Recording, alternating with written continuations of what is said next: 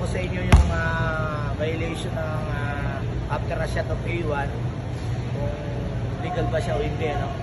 Okay. Kasi A1, bakit lalabas siya ng B?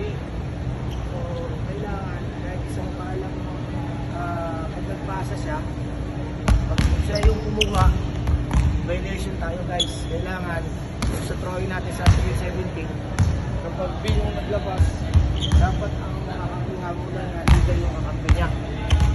Kapag nakuha niya, pwede na yung punta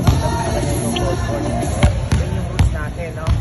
Pero kapag B1 yung nakashoot, hindi nakakuha, tapos kung yung Gordon B, magpasa niya, siya pa rin yung kumuha, violation tayo.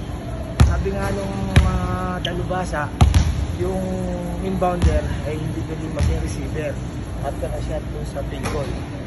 Okay, so may nakuha kayo doon.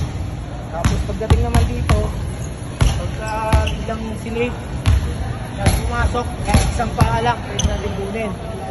According to sa OBR natin ng Article 11.1, kahit basta nakataas yung isang paa. Okay guys, legal na yan.